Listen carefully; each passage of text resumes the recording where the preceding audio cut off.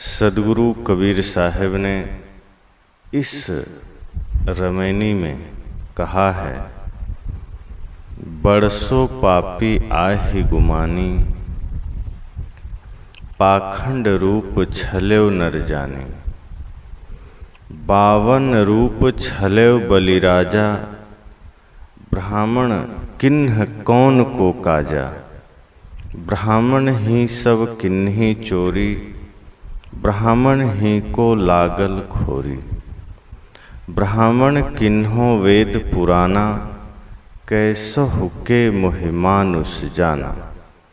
एक से ब्रह्म है पंथ चलाया, एक से हंस गोपाल है गाया। एक से शंभु पंथ चलाया, एक से भूत प्रेत मन लाया। एक से पूजा जैन विचारा, एक से निहुरी निमाज गुजारा। कोई काहू का हटा न माना, झूठा खसम कबीर न जाना।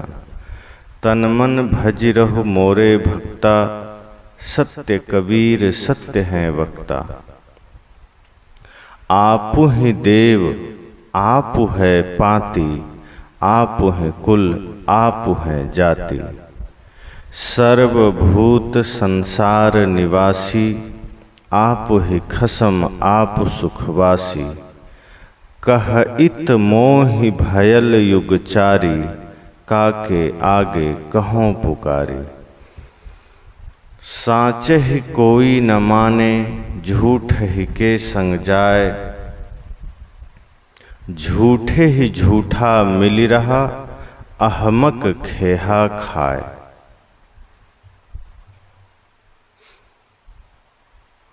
बरसो पापी आहि गुमानी। सर्वप्रथम भावार्थ समझ लें। साहब कहते हैं कि वह बड़ा पापी है जो अपने को जन्मजात पवित्र मानकर घमंड करता है। बरसो पापी, वह व्यक्ति बड़ा पापी है। आहि गुमानी, जिसको अपने ऊंचे कुल में जन्म लेने का घमंड है, पवित्र मानना कि मैं ऊंचा कुल में जन्म लिया इसलिए मैं पवित्र हूं, इसका घमंड है। बरसो पापी आहि गुमानी, पाखंड रूप छलेव नर जाने। साहब कहते हैं लेकिन उसने पाखंड का रूप बनाकर साधारण मनुष्यों को छल लिया है।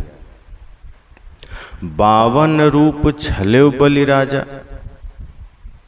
और यह अपने को ऊंचा मानने वाला, अपने को पवित्र मानने वाला कब कब और कैसे किसको छला है, क्या क्या किया है साधारण मनुष्यों के साथ, आगे सदगुरु कबीर बहुत ही सटीक उत्तर देते हैं।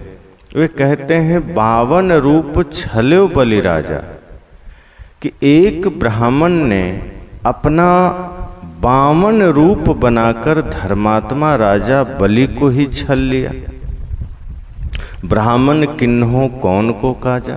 साहब कहते हैं ब्राह्मणों ने किसका कल्याण किया, किसका सही काम किया। ब्राह्मण ही सब किन्हीं चोरी, सारी चोरियां ब्राह्मणों ने ही की है, इसलिए ब्राह्मण ही को लागल खोरी। इसलिए उन्हीं के मत्थे सारे दोष भी लगे। खोरी अर्थात दोष। तो जब सारी चोरियां उसी ने की है तो दोष भी उसी को लगेगा। ब्राह्मण किन्हों वेद पुराना। आगे साहब कहते हैं ब्राह्मणों ने इस ढंग से वेद पुराण एवं शास्त्रों की रचना की कि किसी भी प्रकार लोग ब्राह्मण किन्हों वेद पुराना, ब्राह्मणों ने वेद पुराण स्मृति शास्त्र आदि की रचना इस तरह से किया कि कैसे हुके मोहि मानुष जाना, कि किसी भी प्रकार से लोग हमें अच्छा मनुष्य समझे। एक से ब्रह्म है पंथ चलाया। इन्होंने अनेक पुराण तथा शास्त्र लिखे, जिसमें एक से ब्रह्म अथवा ब्रह्मा का पंथ चलाया, एक से कृष्ण के अवतार की महिमा की, एक से शंभु पंथ चलाया, एक से शिव का महात्म का पंथ चलाया। शिव पुराण पढ़ेंगे तो शिव की महिमा मिल जाएगी, लगेगा पूरी सृष्टि पूरा ब्रह्मांड शिव जी ने ही चलाया है। विष्णु पुराण पढ़ेंगे तो लगेगा सब कुछ विष्णु जी ने ही किया है। इसी तरह से जिन जिन लोगों का गणेश पुराण देखेंगे तो गणेश जी ने ही सब कुछ किया है। देवी भागवत पुराण देखेंगे तो सब कुछ देवी माता ने किया है। इस तरह से जिन जिन लोगों के शास्त्र को पढ़ेंगे उसमें उनका ही पंथ चलाया गया। साहब कहते हैं एक से शंभु पंथ चलाया, एक से भूत प्रेत मन लाया, एक से शिव की महिमा गाकर उनका पंथ चलाया, एक से भूत प्रेत का ही प्रचार किया। शिव जी के दूतों में, उनके गणों में भूत प्रेत का भी नाम आता है, तो कुछ लोगों ने भूत प्रेत का भी प्रचार किया। आगे साहब कहते हैं एक से पूजा जैन विचारा, एक से जैनियों की पूजा का विस्तार किया। एक ऐसा भी संप्रदाय चला जिसमें जैन में जैनियों की पूजा का विस्तार है, उनके तीर्थंकरों की पूजा का विस्तार है। एक से निहुरी निमाज गुजारा, और एक ऐसा पंथ चला जिसमें झुक झुक करके नमाज पढ़ने का प्रचलन किया। एक से निहुर करके नमाज पढ़ना, ये निहुरना अर्थात झुकना, निहुर करके नमाज पढ़ते हैं मुसलमान लोग। तो साहब ने कहा एक से निहुरी नमाज गुजारा, कि एक ऐसा पंथ चला जहाँ झुक झुक करके खुदा के लिए, अपने पैगंबर, अपने अल्लाह के लिए नमाज पढ़ता है। तो एक ऐसा पंथ चला। आगे साहब कहते हैं कोई काहू का हटा न माना, लेकिन कोई किसी का कहा नहीं माना। इतने सारे पंथ चलने के बाद भी, इतने सारे संप्रदाय चलने के बाद भी, इतने सारे शास्त्र लिखने के बाद भी कोई किसी का हटा नहीं माना, अर्थात कोई किसी का कहा नहीं माना। और झूठा खसम कबीरन जाना, कबीरन का अर्थ यहाँ लोगों से है। सदगुरु कबीर कभी कभी अपना नाम का उपयोग सामान्य जन के लिए भी कर देते थे, तो कबीर से कबीरन अर्थात लोगों की बात है। तो झूठा खसम कबीरन जाना, तो कोई किसी का कहा नहीं माना और झूठा खसम कबीर न जाना, कि लोगों ने अपने झूठे स्वामित्व का प्रदर्शन किया अथवा असत्य को ही अपना मालिक मान लिया, या जिसे अपना आराध्य माना उसकी असत्यता न समझ पड़ी। शून्य में, आकाश में, ब्रह्मांड में अपना मालिक मान लेना, झूठा खसम कबीर न जाना। जहाँ जो है ही नहीं उसे अपना परमात्मा मान लेना, उसमें अपना भगवान खोजना। साहब कहते हैं झूठा खसम कबीर न जाना। तन मन भजी रहो मोरे भक्ता, मेरे सज्जनों अपने तन मन वचनों को पवित्र करो। तन मन भजी रहो मोरे भक्ता, भजने से अर्थ है पवित्र करना, अपने तन को, अपने मन को, अपने वाणी को, अपने इंद्रियों को। साहब कहते हैं कि अगर सच्चे भक्त हो, अगर सच्चे सेवक हो, इस मनुष्य जीवन में आए हो, तो अपने तन मन को पवित्र करो। सत्य कबीर सत्य है वक्ता। साहब कहते हैं कि कबीर सत्य का उपासक है। कबीर झूठ को स्वीकार नहीं करता है, और कबीर सत्य का ही वक्ता है, सच बोलने वाला है। सदगुरु कबीर अपने को इंगित करते हुए कहते हैं कि कबीर सत्य के उपासक है। बहुत से लोग कहते हैं ना कि तुम कितना भी कोशिश कर लो अपना ही नाम लेकर के, कि जैसे यह राम किसी के आगे झुकने वाला नहीं, या रावण झुकने वाला नहीं, या यह काम यही व्यक्ति करेगा, अपने को ही इंगित करके। या रहीम, रमेश, जो भी, दिनेश, महेश, गणेश, किसी का भी नाम ले लीजिए, तो जो व्यक्ति होते हैं कई बार अपने को ही इंगित करके इशारा करते हैं कि यह काम तो यही करेगा। तो इससे तात्पर्य यह होता है कि वो अपने ओर इशारा करते हैं। सदगुरु कबीर कहते हैं कि इतने सारे पाखंड, इतने सारे आडंबर इस धरती पर हैं, लेकिन मैं सत्य का उपासक हूं। मैं किसी से डरने वाला नहीं हूं, मैं किसी से भयभीत होने वाला नहीं हूं, और सत्य ही बोलने वाला हूं। ऐसा नहीं है कि मैं सिर्फ सत्य की उपासना करता हूं, सिर्फ सत्य को स्वीकार करता हूं, मैं सत्य बोलता भी हूं, घबराता नहीं हूं। और सच में जब हम सोचते हैं कि पूरे भारत में मुगलों का शासन और काशी में पंडितों की नगरी, वो काशी पंडितों की नगरी जहाँ चारों तरफ पंडितों का ही बोलवाला, वहाँ सदगुरु कबीर ने आडंबर को, पाखंड को जड़ से हिलाया। इसलिए वे कहते हैं कि मैं सत्य का उपासक हूं और सच बोलने वाला हूं।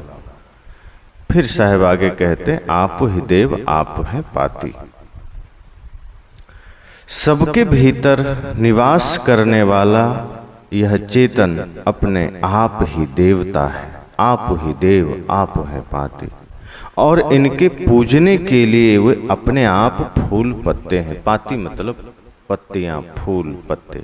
साहब कहते हैं कि इस शरीर में निवास करने वाला जो चेतन है, यही स्वयं अपने आप में देव है।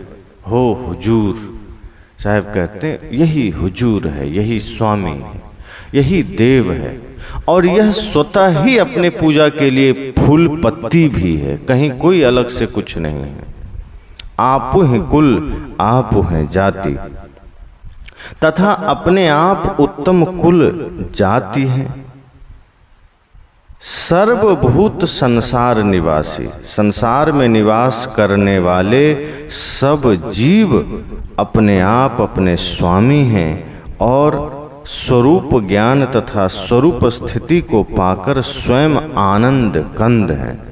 सर्वभूत संसार निवासी आप हैं खसम आप सुखवासी। संसार के जितने भी लोग हैं, साहब कहते हैं ये सब अपने आप में ही अपने आप का स्वामी है और आप ही सुखवासी और अपने स्वरूप स्थिति में स्थित होकर स्वयं सुख का रूप है, स्वयं आनंद कंद है। आगे साहब कहते हैं, कहइत मोहि भयल युग चारी, काके आगे कहों पुकारी। कहइत मोहि, मुझे कहते हुए चारों युग बीत गया, लेकिन कोई सुनता नहीं, बहुत ज्यादा परिवर्तन नहीं आ सका। काके आगे कहों पुकारी, 4 युगों से मैं कह रहा हूं, अब मैं किसके आगे पुकार कर कहूं, अब मैं किससे सुनाऊं। साचे ही कोई न माने, झूठे ही के संग जाए। साहब कहते हैं सत्य कोई मानता कहाँ है, झूठ सदा लोगों को प्रिय होता है और झूठ के समर्थन में लोग खड़े हो जाते हैं। लोग उसे ही मानने के लिए दौड़ पड़ते हैं। तो साचे ही कोई न माने, झूठे के संग जाए। सत्य कोई मानता नहीं है, झूठे के साथ खड़े हो जाते हैं, झूठे के ही साथ लोग समर्थन देते हैं। झूठे ही झूठा मिल रहा, अहमक के हा खाए। साहब कहते हैं झूठे गुरु तथा झूठे चेले मिल रहे हैं और अंत में अज्ञानी धूल फांकते हैं, अहमक खेहा खाए। अहमक मतलब अज्ञानी, खेहा मतलब धूल। तो ऐसे अज्ञानी अंत में धूल ही तो खाते हैं। तो ये सदगुरु कबीर के इस पद का भावार्थ हुआ। अब हम इसको समझते हैं अच्छी तरह से। साहब कहते हैं, बरसो पापी आही गुमानी, पाखंड रूप छलेव नर जाने।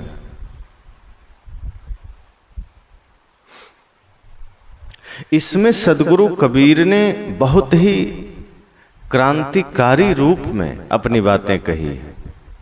जो पुरा काल से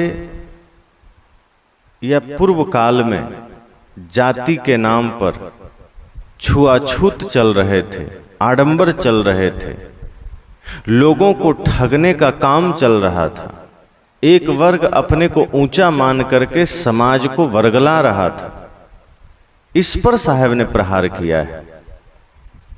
लोग कह देते हैं कि वेद में लिखा है, स्मृति में लिखा है, पुराण में लिखा है, अन्य शास्त्रों में लिखा है। साहब कहते हैं सारे शास्त्र तो लिखे भी तुमने हैं और तुमने जैसा चाहा वैसा लिखा। ये कोई भगवान ने थोड़े भेजा है। लेकिन लोग कहते हैं वेद अपौरुषेय है, अर्थात किसी पुरुष ने नहीं लिखा है। ऐसा नहीं है। सारे शास्त्र पुरुषों ने लिखे हैं या स्त्रियों ने लिखे हैं, अर्थात मनुष्यों के बनाए हुए। कोई आकाश से ये शास्त्र नहीं आए हैं। और उन शास्त्रों में जितने भी पाखंड की बातें लिखी गई, जितने भी आडंबर की बातें लिखी गई, साहब ने कहा यह समाज को गुमराह करने के लिए, यह समाज को बेवकूफ बनाने के लिए। अपने शास्त्रों को तुमने खुद लिखा और खुद उसका उदाहरण देकर के एक वर्ग को तुमने नीच कह दिया, एक वर्ग को तुमने अछूत कह दिया। इस पद में साहब ने इसी क्रांतिकारी रूप में अपना वचन कहा है, अपना वक्तव्य दिया है। और उन्होंने पहली पंक्ति ही कहा है, बरसो पापी आहि गुमानी। उन्होंने पापी कहा कि ऐसा आदमी जो अपने आप को जन्म से ही पवित्र मान लिया, खुद ही अपने आप को ऊंचा मान लिया,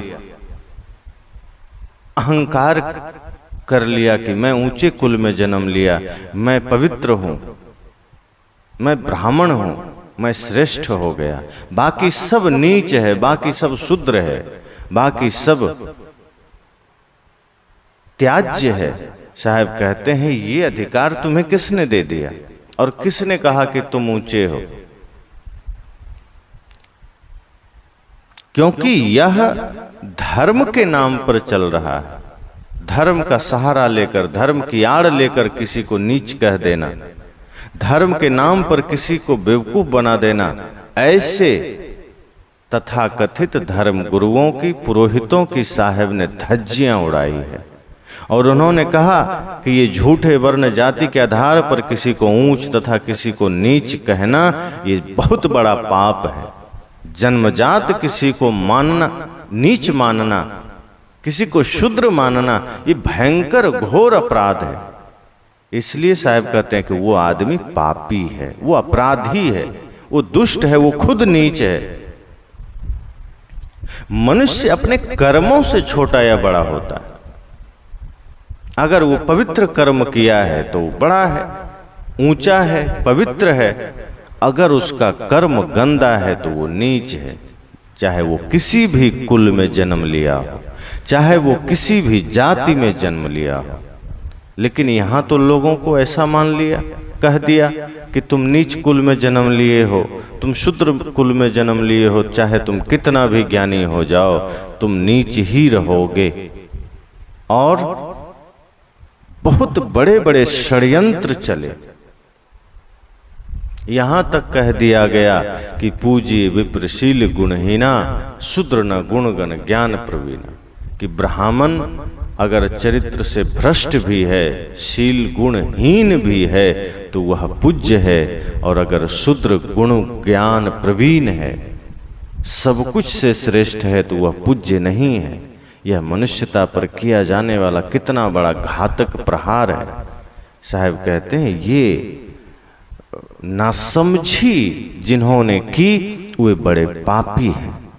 साहब कहते हैं जरा सोचो कि जो अपने आप को ब्राह्मण कहते हैं वो जन्म से अपने को उत्तम मान लिए और एक वर्ग को, एक बड़े वर्ग को शूद्र कह दिया।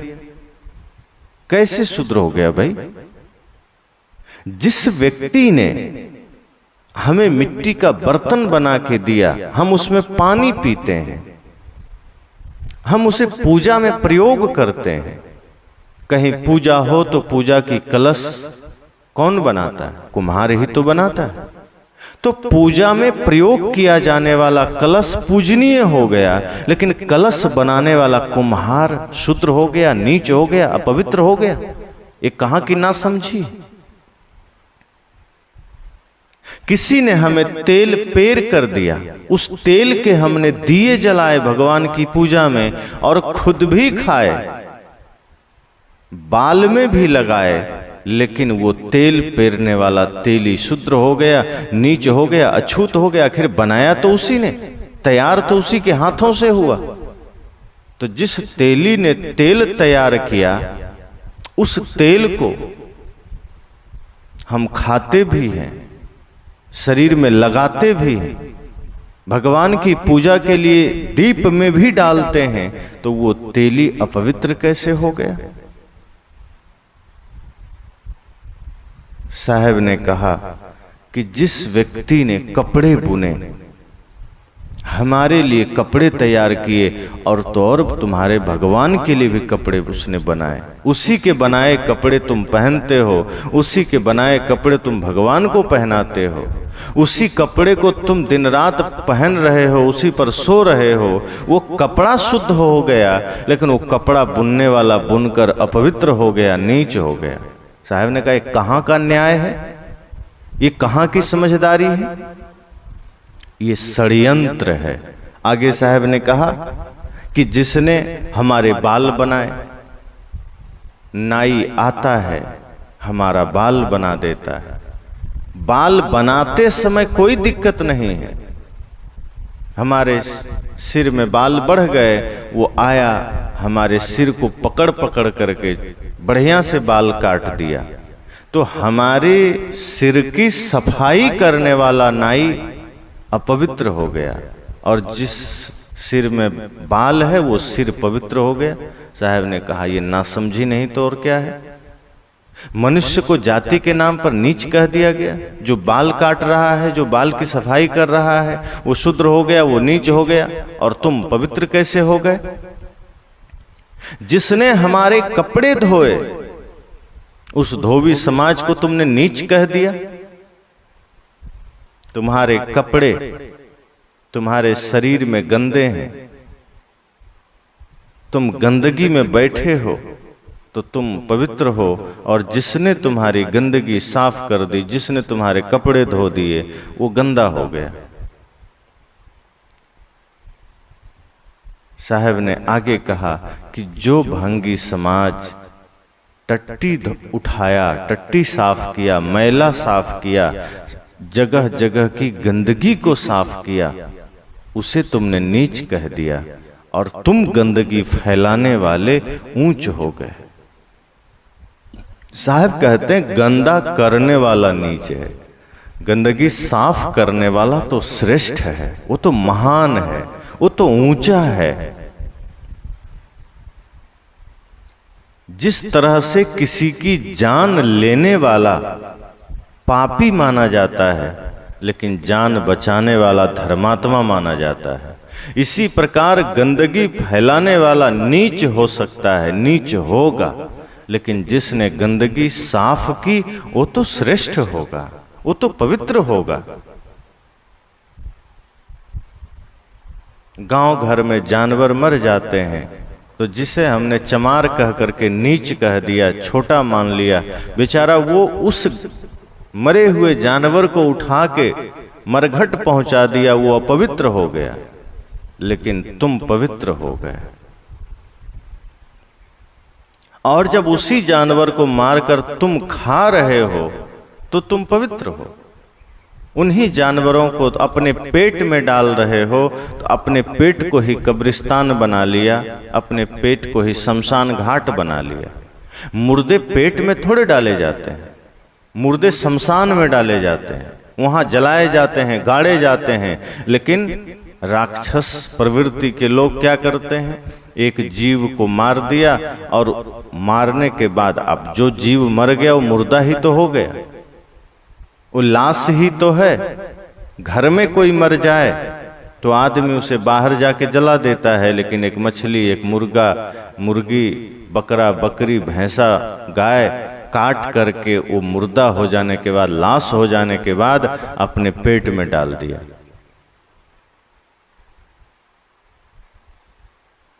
राजेंद्र प्रसाद जी से किसी ने कहा था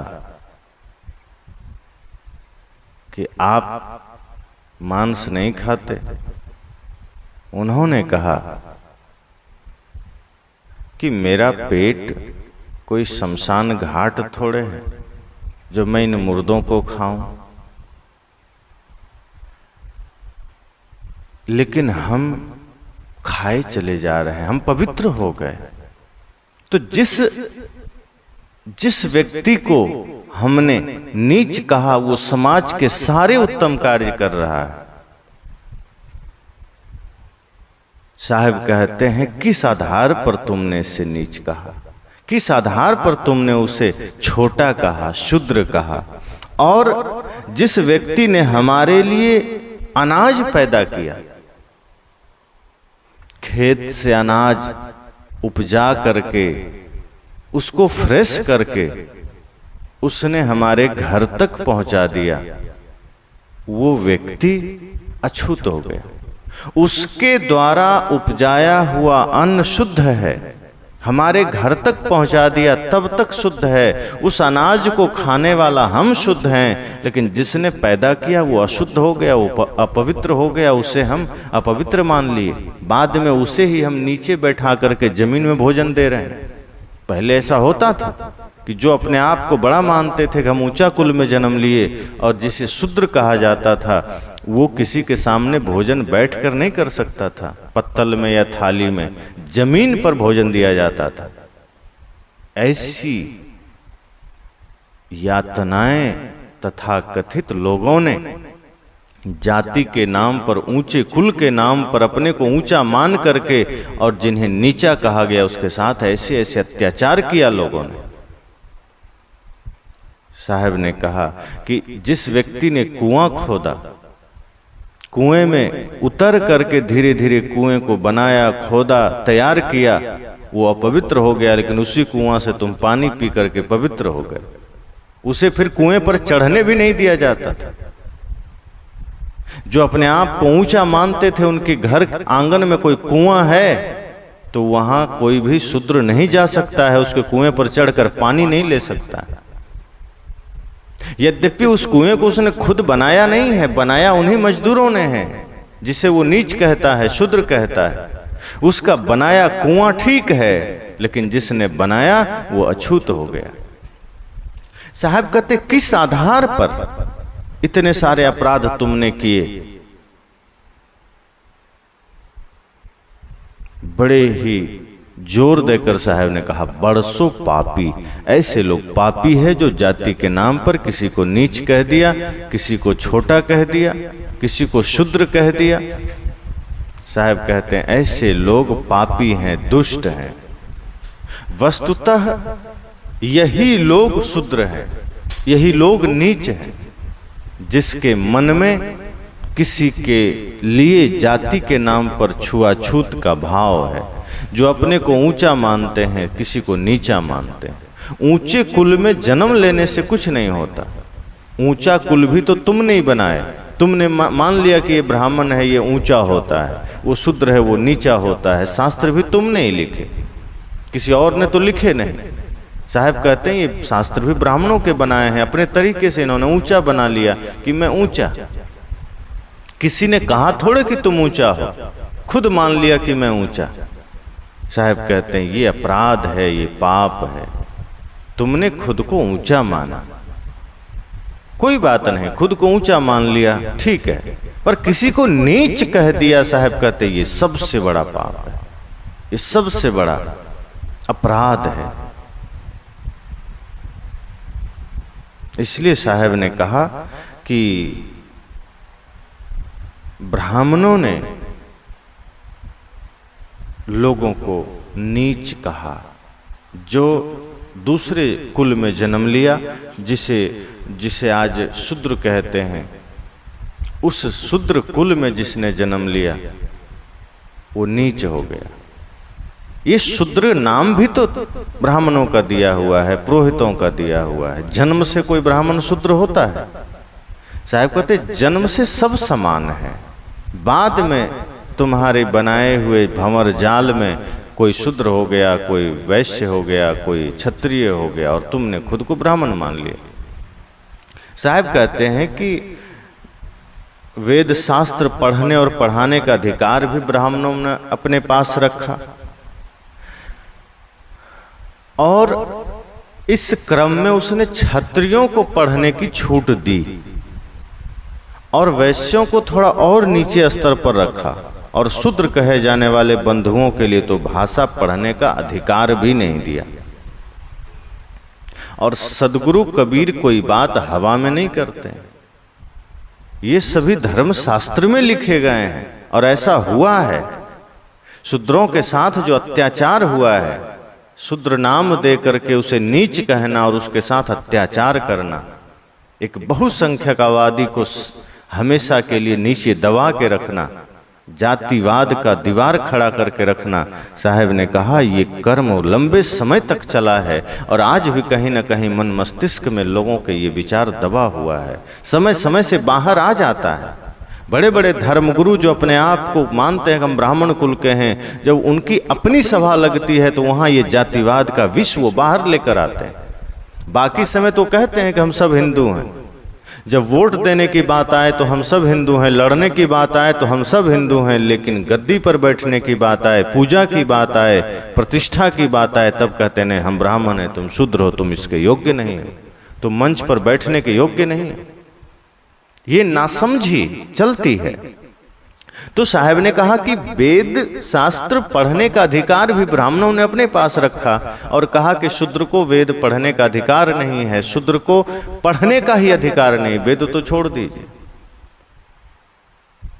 और कहा भी गया कि अगर शूद्र ने वेद पढ़ लिया तो ये बहुत बड़ा पाप हो जाएगा। वासिष्ठ शास्त्र में लिखा है, शूद्र निसंदेह चलता फिरता शमशान है, इसलिए शूद्र के पास वेदों का अध्ययन नहीं करना चाहिए। सोचिए कितनी बड़ी नीचता भरी है इसमें, कि जो शूद्र है, जो नीची जाति के लोग हैं, वो चलता फिरता शमशान है, वो अपवित्र हैं, गंदा है, उसे वेद पढ़ने का अधिकार तो छोड़िए, उसके पास वेद पढ़ना भी नहीं चाहिए। ये लिखा गया शास्त्रों में, ये सदगुरु कबीर ने नहीं कहा, ये लिखा हुआ है। शमशान मेत प्रत्यक्षम ये शूद्राः पादचारिणः तस्मात् क्षुद्र समीपे तु नाध्येतव्यम कदाचन। वासिष्ठ में यह बात आई है कि शूद्र निसंदेह चलता फिरता शमशान है, इसलिए शूद्र के पास वेदों का अध्ययन नहीं करना चाहिए। पद्युः वा एतच्छ शमशानम यच्छूद्रस्तमा क्षुद्र समीपे नाध्येतव्यम। कहा गया कि वह चलता फिरता श्मशान है, इसलिए शूद्र के सामने वेद नहीं पढ़ना चाहिए। आगे लिखा गया, शूद्र यदि निकट आकर वेद सुन ले तो क्या करना है। एक बात और लिखी गई कि ब्राह्मण शूद्र को वेद का ज्ञान न दे। ये कहाँ लिखा गया? ये लिखा गया मनुस्मृति में, न शूद्राय मति दद्यात्, अर्थात उसे ज्ञान न दे, वेद का कोई भी ज्ञान ब्राह्मण शूद्र को न दे। आगे लिखा गया कि शूद्र यदि निकट आकर वेद सुन भी ले, अगर कोई जिसे ब्राह्मणों ने शूद्र कहा कि वो शूद्र है, नीच है, अगर वो निकट आकर के वेद कहीं सुन लिया तो क्या करना है? उसके कानों में पिघला हुआ रांगा भर देना है या फिर लाख भर देना है। और यदि उसने वेदों का पाठ कर लिया हो तो उसकी जीभ काट देना है, और यदि उसने वेद मंत्रों को याद कर लिया है तो उसके शरीर को काट देना है। ये बात कहाँ लिखी गई? यह बात है गौतम धर्म सूत्र में। सब पुराने जो शास्त्र हम कहते हैं उसमें ये सारी बातें लिखी गई। सदगुरु कबीर ने प्रमाण के साथ कहा कि ये तुम्हारे शास्त्रों में ये कचड़े भरे हैं, तुमने खुद से ये शास्त्र लिखे, तुमने खुद से ये ग्रंथ की रचना की और एक वर्ग को नीच कह दिया। किस आधार पर? किसी को नीच कहना, इससे बड़ा पाप तो कुछ भी नहीं है। और इतना ही नहीं, यह भी कहा गया कि शूद्र वह है जो दूसरे की सेवा करे और जिसे सवर्ण जब चाहे उखाड़ फेंके और जब जितना चाहे उसका वध कर दे। यह लिखा गया ऐत्रेय ब्राह्मण नाम के ग्रंथ में, यह लिखा गया कि शूद्र वह है जो दूसरों की सेवा करे, अर्थात ब्राह्मण की सेवा करे, क्षत्रिय की सेवा करे। और जब ब्राह्मण क्षत्रिय की अर्थात सवर्णों की जब मन में इच्छा हो जाए कि मुझे इसका वध कर देना है, इसको उखाड़ देना है, वो कर सकता है, उसको कोई दोष नहीं लगेगा, कोई पाप नहीं लगेगा। यह ऐत्रेय ब्राह्मण में लिखा गया। ब्राह्मणों ने लिखा, अपने से ही लिखा कि विधाता ने गायत्री छंद से ब्राह्मणों को बनाया, त्रिष्टुप छंद से क्षत्रियों को तथा जगती छंद से वैश्यों को बनाया, परंतु उसने शूद्रों को किसी भी छंद से नहीं बनाया। इसलिए शूद्र यज्ञोपवीत संस्कार के लिए अयोग्य है, उसे यज्ञोपवीत संस्कार का अधिकार नहीं है। यह बात वासिष्ठ में लिखा गया, वासिष्ठ धर्मशास्त्र में। साहब कहते हैं कि कितना षड्यंत्र किया गया एक वर्ग को नीच कहने में, बदनाम करने में, उसे गुलाम बनाने के लिए, उसे अपना दास बनाने के लिए कि जब मन में आया मार दो, जब मन में आया उखाड़ दो, जब मन में आया उसके साथ कोई दुर्व्यवहार करो, उसे नीच मान करके नीच की तरह व्यवहार करो। साहब ने कहा क्या क्या षड्यंत्र की बातें लिखी गई, और यह धर्मशास्त्रों में लिखी गई। और लिखा किसने? ब्राह्मणों ने खुद। तो जिसने खुद लिखा, सोचो कितने पाप की बात लिखी।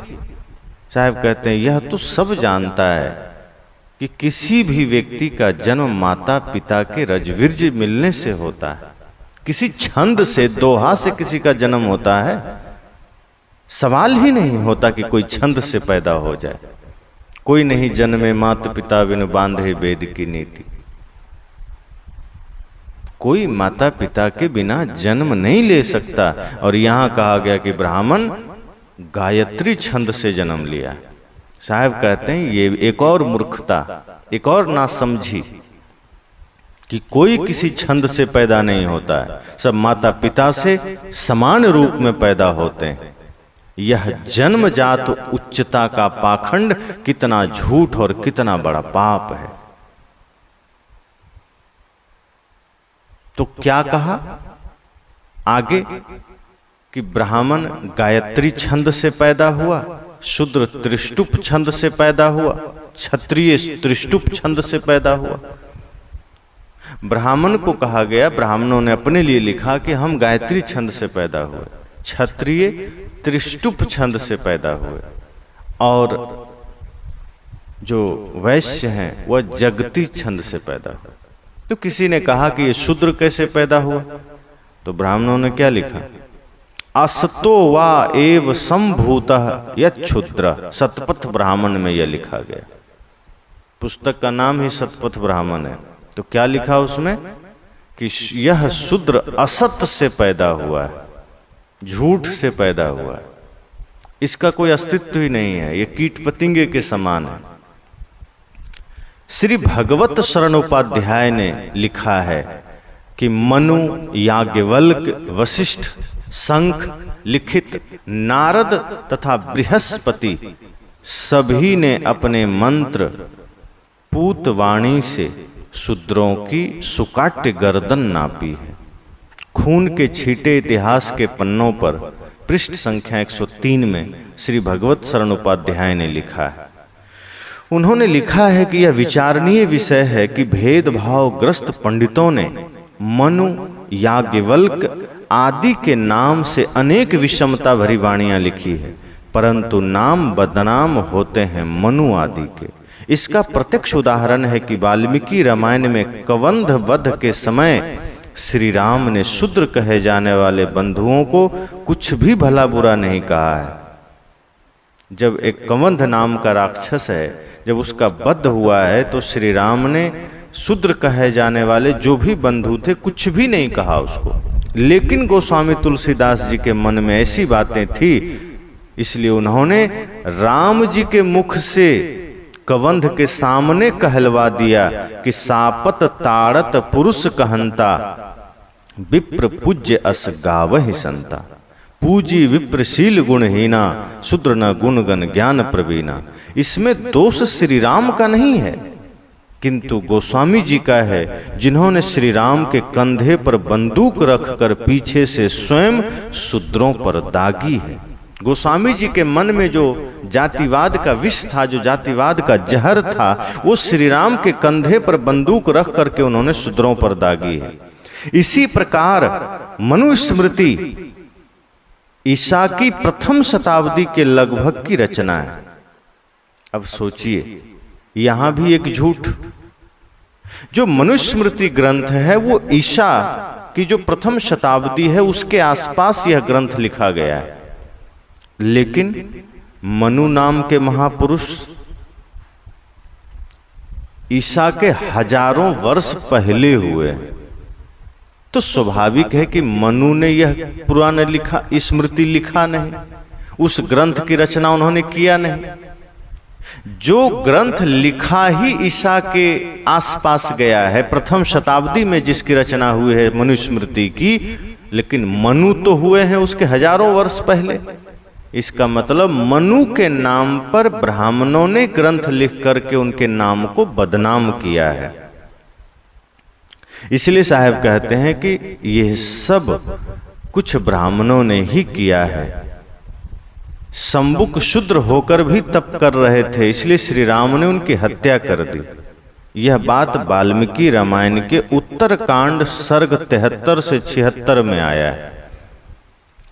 अब यहां साहब कहते हैं कि इसी प्रकार सूत शूद्र होकर भी नैमिषारण्य में कथा बांच रहे थे, इसलिए बलराम ने उनकी हत्या कर दी। यह बात श्रीमद् भागवत में आया है। ऐसी षड्यंत्र भरी कल्पित कहानियां भी शूद्र कहे जाने वाले बंधुओं के शोषण के लिए रची गई। ऐसी कहानियां इसलिए रची गई ताकि कोई दूसरा शूद्र कुल का व्यक्ति धर्म की उपासना ना कर सके, सत्य की उपासना ना कर सके, सत्य मार्ग पर ना चल सके, तपस्या ना कर सके, ध्यान ना कर सके, सत्संग ना कर सके, ज्ञान अर्जन ना कर सके। उसको डराने के लिए कि अगर तुमने तपस्या कर ली, अगर तुमने कथा बांच लिया, तो भी भगवान आकर तुम्हें मार देंगे, क्योंकि भगवान नहीं चाहते कि शूद्र कुछ करे। पर यह भी कपोल कल्पित है। साहब यहां लिखते हैं कि सूत हत्या तथा संबुक हत्या संकुचित ब्राह्मण पुरोहितों की कल्पना मात्र है।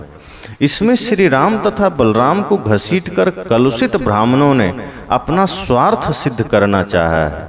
इसलिए साहब लिखते हैं कि सदगुरु श्री अभिलाष साहब जी की जो पुस्तक है कबीर पर शुक्ल और मेरी दृष्टि, उस पुस्तक को पढ़ना चाहिए। उसमें उन्होंने बड़े ही बृहद रूप से, विस्तार रूप से इस विषय पर लिखा है कि कैसे संबुक हत्या के नाम पर ब्राह्मणों ने राम जी को बदनाम किया, कैसे सूत हत्या के नाम पर ब्राह्मणों ने बलराम जी को बदनाम किया। साहब कहते ये सब षड्यंत्र ब्राह्मणों का रचा हुआ है। साहब ने लिखा कि ब्राह्मणों द्वारा जितने धर्मशास्त्र, स्मृति, पुराण, महाकाव्य आदि रचे गए, सब में उन्होंने अपने स्वार्थ की बातें लिखी। जैसा मन चाहा, स्वाभाविक है, जो व्यक्ति जिसका मन गंदा है, जिसका मन अपवित्र है। साहब ने तो कहा जिसका मन गंदा है, अपवित्र है, मांस खाता है, जिसका चिंतन गंदा है, उससे ज़्यादा नीच कोई दूसरा नहीं हो सकता। और ऐसा आदमी अगर कोई शास्त्र लिखेगा, कोई किताब लिखेगा, तो निश्चय ही वह स्वयं को बड़ा सिद्ध करेगा, स्वयं को ही श्रेष्ठ सिद्ध करेगा और एक बड़े वर्ग को वो नीच कह देगा। तो साहब ने लिखा कि अपने स्वार्थ सिद्धि के लिए इसने अपने अनुसार ग्रंथों में बातें लिखी और एक वर्ग को पशु के समान जीने के लिए विवश कर दिया। जिसको इसने शूद्र कहा उसे पशु से भी बदतर माना। विद्या, धर्मशास्त्र, धर्म कृत्य, ऊंचे पद, संन्यास आदि का अधिकारी इसने अपने को माना और अन्य को, ज्यादातर तथाकथित शूद्रों को इनसे सर्वथा दूर रखा। यह सब पुरोहितों के द्वारा किया जाने वाला चोरियां ही तो है। ब्राह्मण ही सब किन्हीं चोरी, ब्राह्मण ही को लागल खोरी। धर्मशास्त्र के नाम पर सारे ज्ञान विज्ञान को इसने अपना अंडर में कर लिया, अपने तरीके का बात लिख दिया और एक बड़े वर्ग को नीच कह दिया। तो इसने चोरी भी इसी ने की। साहब ने कहा इसलिए जब इसने चोरी किया, भेदभाव किया, हिंदू समाज को कमजोर किया, जाति पाति का जहर हिंदू धर्म ग्रंथों में लिखा, तो जैसे कि लोग दूध में पानी मिला देते हैं, वो दूध ओरिजिनल थोड़े रह जाता है, फिर उसमें पानी मिल जाता है। इसी प्रकार इन्होंने क्या किया कि जाति पाति का जहर हिंदू समाज में मिला दिया।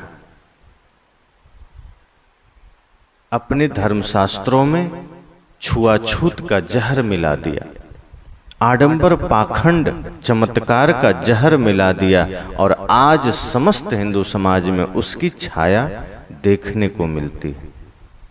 अब यहां ध्यान यह देना है कि ब्राह्मण नाम का एक वर्ग है और संसार में किसी भी वर्ग के सारे लोग गलत नहीं होते। अगर यहां ब्राह्मण की बात आई तो ऐसा नहीं है कि पूरा ब्राह्मण समाज ही गलत है। साहब कहते हैं ब्राह्मण वर्ग में रहे हुए पुरोहितों ने ही भेदभाव तथा छल छद्म की नीति अपनाई। इसमें पूरा ब्राह्मण समाज दोषी नहीं है, सबको दोष नहीं दिया जा सकता। ब्राह्मणों में भी सदा सर्वदा से कुछ ऐसे मानवतावादी चिंतक हुए हैं, विचारक हुए हैं, जो ब्राह्मण पुरोहितों की भेदभाव जनित व्यवस्था के घोर विरोधी तथा मानव समानता के प्रबल पक्षधर रहे हैं। इस प्रकार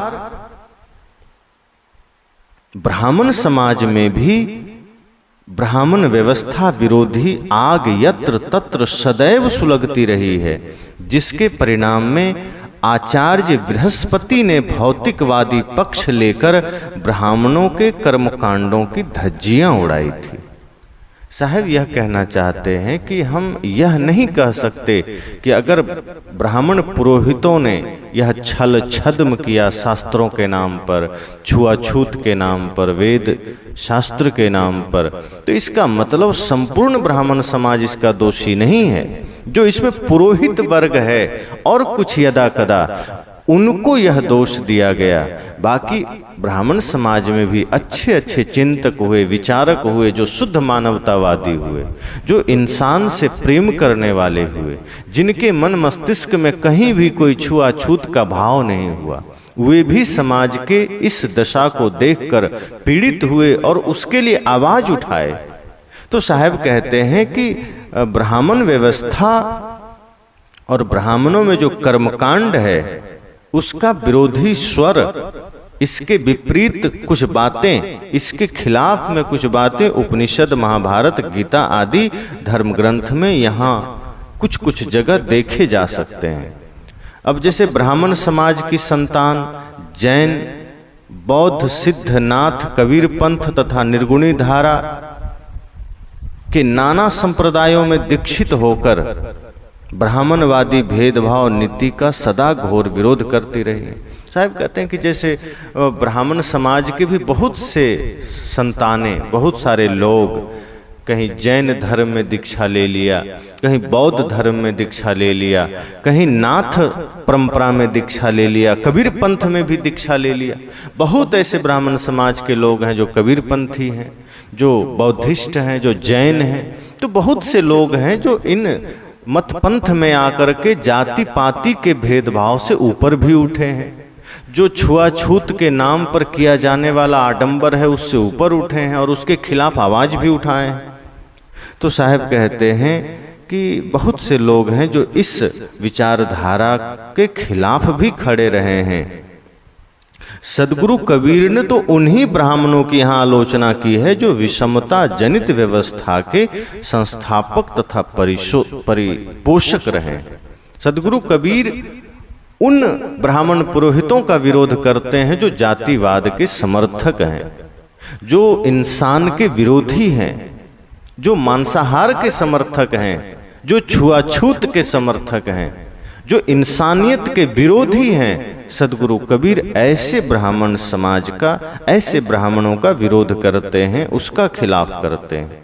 सदगुरु कबीर का उद्देश्य किसी व्यक्ति का दिल दुखाना नहीं है, या वो किसी वर्ग विशेष का सिर्फ खिलाफ नहीं करते हैं। जहां जहां कमियां आई और जिस वजह से समाज में विघटन आया, जिस वजह से इंसान इंसान का दुश्मन बना, जिस वजह से व्यक्ति व्यक्ति का दुश्मन बना, जाति के नाम पर, धर्म के नाम पर, संप्रदाय के नाम पर, साहेब ने सिर्फ वहां वहां अपनी बातें कही है। वे तो ब्राह्मणों को एक तथ्य सुझा रहे हैं, वे कह रहे हैं, उन्हें सावधान कर रहे हैं। वे कहते हैं कि अपने आप को वो समझें और खुद को जाति और वर्ण विहीन शुद्ध मानवतावादी स्तर पर लाने का प्रयत्न करें। इसी की आवश्यकता सब समय थी, आज तो अति आवश्यक है। साहब कहते हैं कि जो ब्राह्मण समाज है वो खुद इस मामले में खड़े होकर के जाति पाति का विरोध करें, छुआछूत का विरोध करें, इंसान इंसान के बीच जो जाति की दीवार खड़ी हुई उसका खिलाफ करें। ब्राह्मण समाज खुद इस तरह से जब समाज में खड़े होकर के मानवतावाद विचार लेकर खड़े होंगे, छुआछूत का विरोध करेंगे और शुद्ध इंसानियत का भाषा, शुद्ध इंसानियत का भाव लेकर चलेंगे, तो फिर समस्त सृष्टि, समस्त लोग एक सूत्र में बंध सकेंगे। अब यहाँ यह भी बात है कि केवल ब्राह्मण पुरोहित ही दोषी हो, ऐसी बात नहीं है। जहां कहीं भी किसी भी परंपरा में पुरोहित होगा, क्योंकि पुरोहित से ब्राह्मण समाज में थोड़े, ये पुरोहित का काम करने वाला लोग हर जगह है। साहब कहते हैं कि पुरोहित जहां कहीं भी होगा, किसी भी परंपरा में पुरोहित होगा, वह ऊंच नीच का भेदभाव डालेगा, वो वही काम करेगा, वो विष बीज बोएगा, जातिवाद का जहर बोएगा, छुआछूत की बात करेगा, मेरा तेरा की बात करेगा। किसी पुराण में ब्रह्मा की महिमा की गई तो किसी पुराण में कृष्ण गोपाल को ब्रह्म माना गया, किसी में शिव को सर्वोपरि कहा गया तो किसी में भूत प्रेतों की महिमा गाई गई। साहब कहते इस तरह से इन्होंने शास्त्र लिखे, इस तरह से इन्होंने ग्रंथ लिखे कि किसी में ब्रह्मा की महिमा कह दी गई, किसी में ब्रह्म को ही श्रेष्ठ कहा गया, किसी में कृष्ण की ही महिमा गाई गई, उसी की उपासना की बात की गई, किसी में शिव की महिमा गाई गई, किसी में विष्णु की महिमा गाई गई। और ये सब जगह की बात है। हर संप्रदाय में कुछ ऐसे पुरोहित होते हैं जो अपने गुरु के लिए, अपने भगवान के लिए इस तरह की बातें लिखते हैं कि वही सब कुछ है। कबीर पंथ में भी जो लोग पुरोहित का काम करते हैं वो उनका मन फ्रेश नहीं है, मलिन है। यहाँ भी यज्ञ हवन अब चलने लगा है, यहाँ भी छुआछूत की बातें चलने लगी कि कबीर के अलावा कोई नहीं, वही परमात्मा है, वही जगत रचयिता है। यहाँ भी जो पुरोहित बैठा है, कोई वेद पढ़ करके हवन कर रहा था तो कबीर पंथ के पुरोहित बीजक पढ़ के हवन कर रहे हैं। मूर्खता वही है, बस शब्द बदल गए। बीजक जो सारे कर्मकांड का विरोधी ग्रंथ है, जिसने कर्मकांड का विरोध किया। कबीर साहब की वाणी बीजक में इस तरह से आग उगलती है कर्मकांड के खिलाफ, जातिवाद के खिलाफ, छुआछूत के खिलाफ, पाखंड के खिलाफ। लेकिन आज लोगों ने बीजक ग्रंथ के शब्द पढ़ पढ़ के हवन करने लगे। जगह जगह आप देखें गृह प्रवेश जहां करते हैं तो कबीर पंथी पुरोहित भी, साहब कहते हैं वो संत नहीं है, वो पुरोहित है। कबीर पंथ में जो पुरोहित है वो गृह प्रवेश में जाएंगे तो वहां भी हवन कुंड बना के हवन करेंगे। जो कबीर पंथ में पुरोहित है वो शादी में जाएंगे तो उसी तरह के पाखंड करेंगे, वो श्राद्ध में जाएंगे उसी तरह का पाखंड करेंगे। साहब कहते हैं ये पुरोहित भी अपने भगवान, कभी अपने आराध्य को भगवान बना करके बाकी सबको नीच मान करके छुआछूत फैला रहे हैं। तो इस तरह के पुरोहित हर जगह मिल जाएंगे। जैनियों ने भी अपने तीर्थंकरों की महिमा कर उनकी पूजा का विधान किया। जैन समाज में भी जो उनके तीर्थंकर होते हैं उनकी महिमा बढ़ा दी गई, उनके नाम पर बहुत सारे काल्पनिक कहानियां गढ़ दी गई कि वही सब कुछ हैं, श्रेष्ठ हैं, उनकी महिमा हो गई, उनका पूजा का विधान किया गया। तो यही बात मुसलमानों ने अपनी पद्धति चलाकर नमाज पढ़ना आरंभ किया। मुसलमानों ने भी वही किया कि अपने अनुसार उन्होंने सिस्टम बना लिया कि खुदा की इबादत करनी है, नमाज पढ़ना है, यही सब कुछ है, यही भक्ति, यही पूजा, यही आराधना। तो मुसलमानों ने भी अपना पंथ चलाया। इस तरह अनेक गुरुओं पुरोहितों के मार्ग निकले और वे अपने अपने को मोक्ष तथा ईश्वर के एकाधिकारी घोषित करते रहे। साहब कहते हैं इस तरीके से अनेक अनेक मत पंथ निकले, अनेक अनेक संप्रदाय निकले और सबने अपने अपने तरीके से ईश्वर की कल्पना की, मोक्ष की कल्पना की, स्वर्ग की कल्पना की और ये कहा कि हमारे गुरु, हमारे भगवान, हमारे शास्त्र में ही कल्याण है। और यह काम हर मत पंथ के पुरोहितों का है। जो सच्चा संत होगा, जो यथार्थवादी होगा, जो सबके प्रति करुणा का भाव रखेगा, जो मानवतावादी होगा, वो यह आडंबर नहीं फैलाएगा। उसके हृदय में सबके लिए सम्मान होगा। वो मनुष्य को कभी नीच नहीं कह सकता। उस समस्त सृष्टि के प्रति करुणावान होगा, प्रेममय दृष्टि लेकर खड़ा होगा। तो साहब ने कहा कि इस तरह से पुरोहितों ने, हर संप्रदाय के लोगों ने अपने अपने ईश्वर, अपने अपने भगवान की कल्पना की, अपने अपने धर्मशास्त्र बनाए और खास करके इसमें ब्राह्मण पुरोहितों ने सबसे ज्यादा किया। उसी ने इतने बड़े वर्ग को नीच कह करके बहुत सारे षड्यंत्र किए। तो इस तरह से साहब ने आगे कहा कि कोई किसी का हटा न माना, झूठा खसम कबीर न जाना।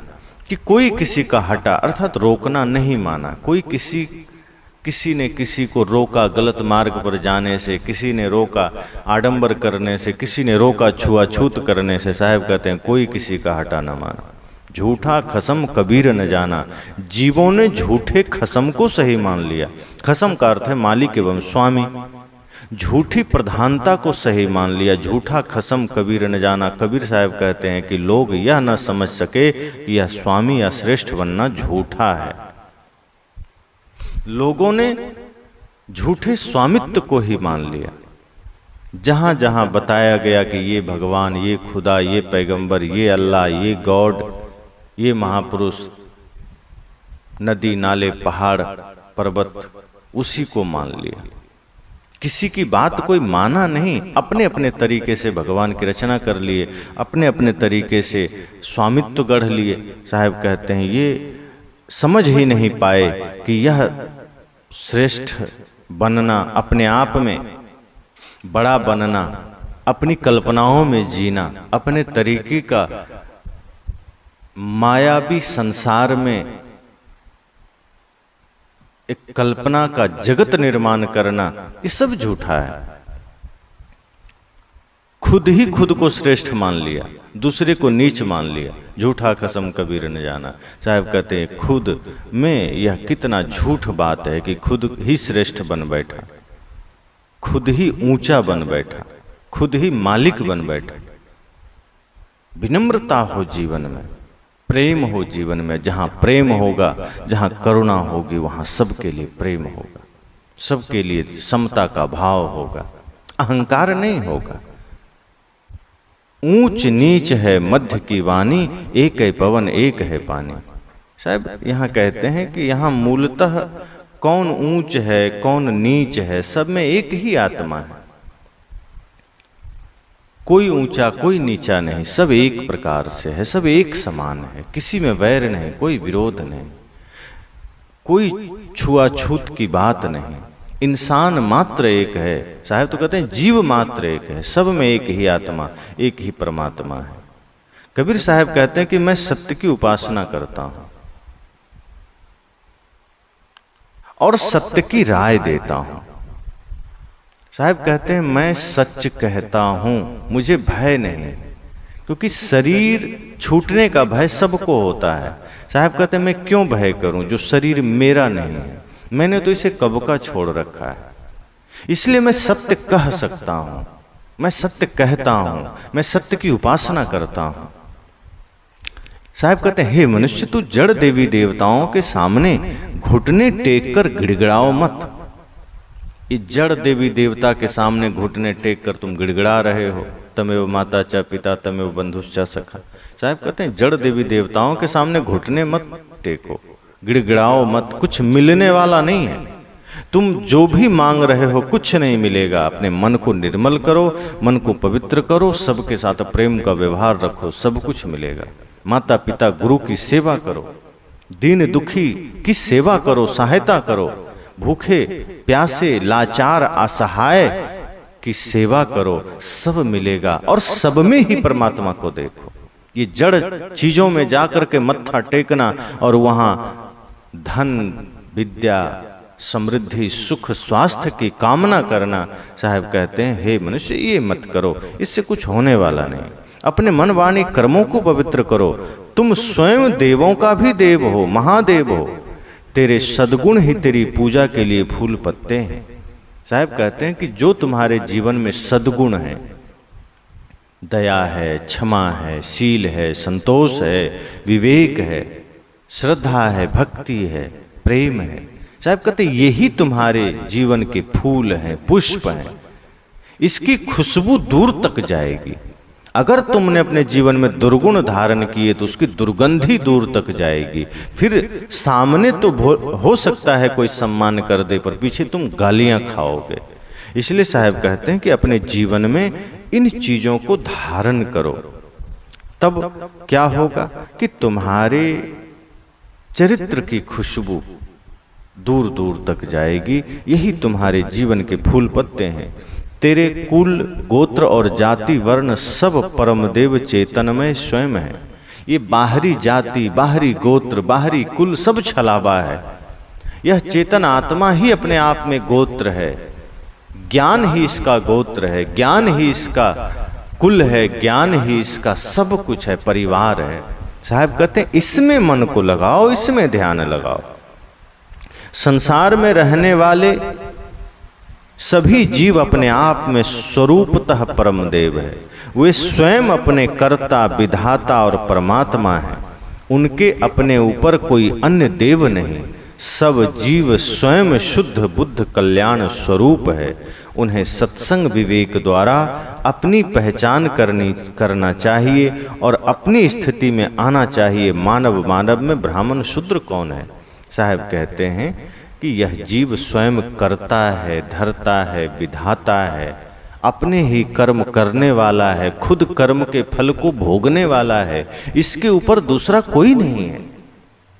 और यह बात सिर्फ सदगुरु कबीर नहीं कहते, कृष्ण भी कहते हैं। उपद्रष्टानुमंता च भारता भोक्ता महेश्वरः परमात्मेति चाप्युक्ता देहेस्मिन् पुरुषः परः, कि यह आत्मा ही दृष्टा है, यह आत्मा ही करता है, भोगता है, महेश्वरा है, यही परमात्मा भी है। इसको कोई दूसरा इसके ऊपर देव नहीं है। यही बात सदगुरु कबीर कहते हैं कि यह स्वयं अपने आप में देवों का देव है।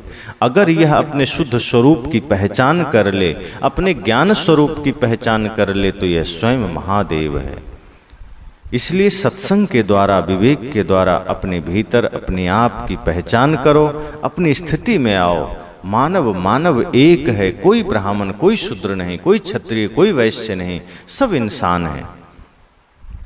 साहब ने कहा ब्राह्मण पुरोहितों का भारतीय समाज पर पुराकाल से वर्चस्व रहा है और उन्होंने अनेक काम अच्छे करते हुए भी अपने स्वार्थ की सिद्धि के लिए मिथ्या, दंभ, असत्य, झूठी महिमा, घमंड आदि का आश्रय लेकर समाज को अपनी पकड़ के अंदर रखने की कोशिश की है।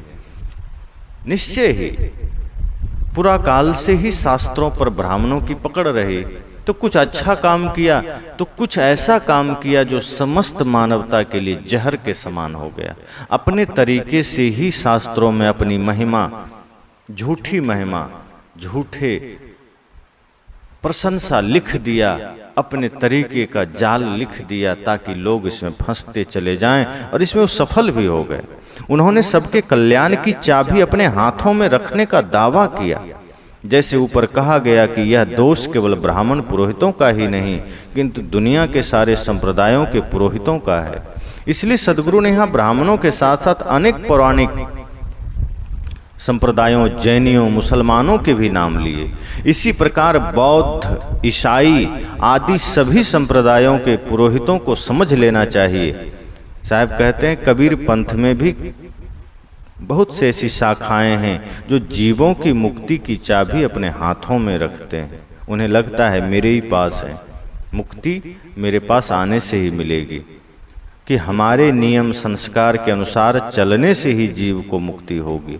वे यहाँ तक मिथ्या दावा करते हैं कि कबीर साहब ने स्वयं हमारी शाखा को जीवन मुक्ति का अधिकार दिया है। कबीर साहब जिस पाखंड का जीवन भर विरोध किए, लेकिन उन्हीं पाखंड को अपना करके उनके अनुगामी उसी का जोरदार समर्थन कर रहे हैं। और इस ढंग से कि मानो ऐसा कबीर साहब ने ही इन्हें आज्ञा दी है। कैसा आश्चर्य है! जो सदगुरु कबीर खुद पाखंड विरोधी हैं, आडंबर विरोधी हैं, आज कबीर साहब के नाम पर बहुत सारे उटपटांग बातें चल रही है।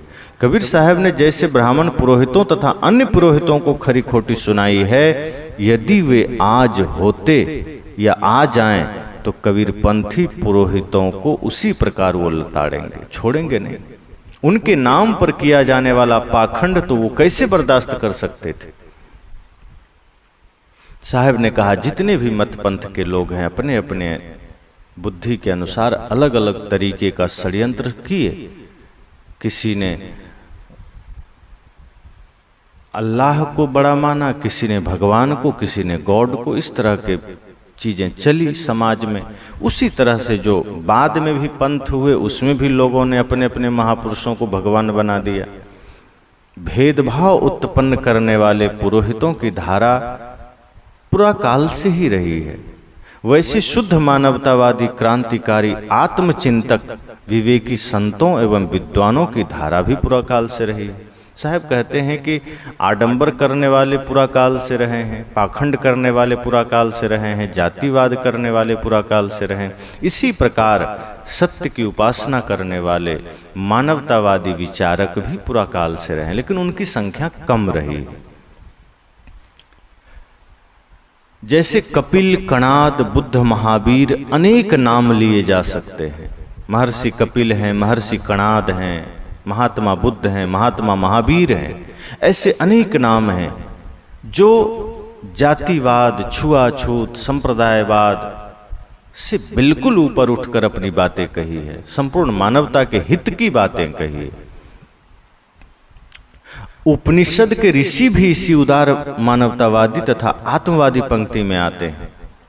लगभग उपनिषदों के ऋषियों ने बड़ी उदारता से सारी बातें कही, आत्मज्ञान की बातें कही। जातिवाद, छुआछूत से ऊपर उठ करके उन्होंने बिल्कुल निर्मल वाणी कही है। तो इस तरीके से तमाम धाराएं पुराकाल से चली है। कबीर साहब कहते हैं कही तो मोहि भयल युगचारी। अब यहाँ बहुत से लोग ये कह देते हैं कबीर पंथ में कि कि सदगुरु कबीर चारों युगों में आए हैं, इसलिए वो कह रहे हैं कहित मोहि भयल युगचारी, कि मैं चारों युगों से कह रहा हूँ। वस्तुतः सदगुरु कबीर बहुत सी बातें लक्षणार्थ में कहते थे।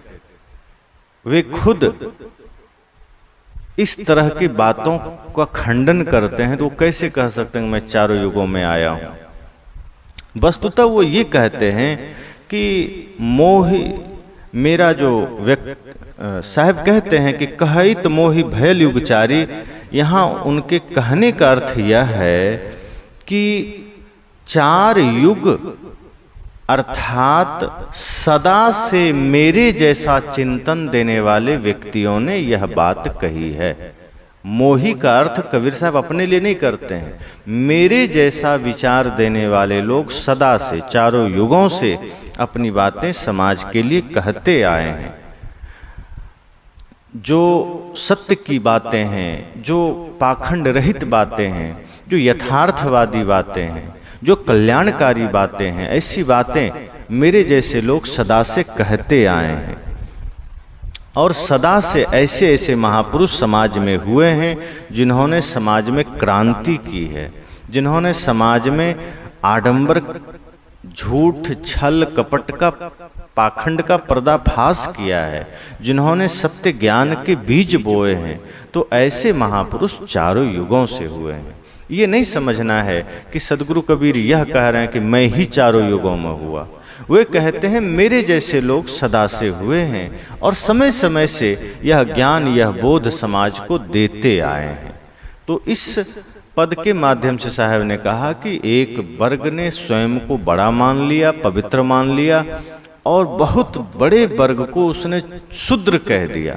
ब्राह्मण समाज में जो उनके पुरोहित हुए, ऐसे तथाकथित जाति धर्म के नाम पर समाज को कीड़ा मकोड़ा समझने वाला कि नहीं मैं ही ऊंचा, मैं ही श्रेष्ठ, मैं ही महान, तुम नीच हो, ऐसे लोगों को साहब ने लताड़ा और कहा कि ऐसे लोग समाज के लिए घातक हैं। जो इंसान को इंसान से दूर करता हो, जो मानवता का दुश्मन हो, जो इंसानियत का दुश्मन हो।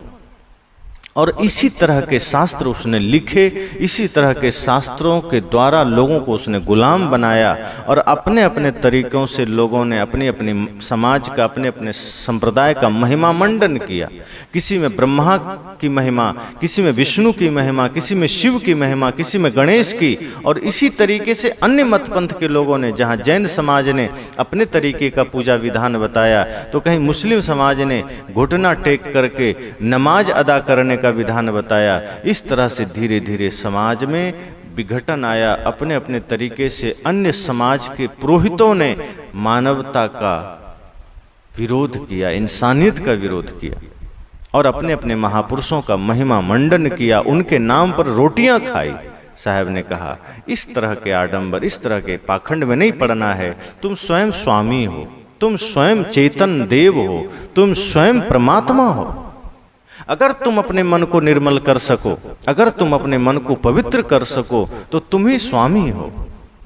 और तुम्हारे जो सद्गुण हैं यही तुम्हारे पत्र पुष्प हैं, इसी की खुशबू समाज में जाएगी। और इस तरह की बातों को मैं ही नहीं, मेरे जैसे अन्य लोगों ने भी सदा से कहा है। इसे मान लेने के बाद हम निश्चय ही इस जीवन में सच्चे अर्थ में मनुष्यता को समझ जाएंगे और यह मनुष्य शरीर पाना सार्थक हो जाएगा। बस।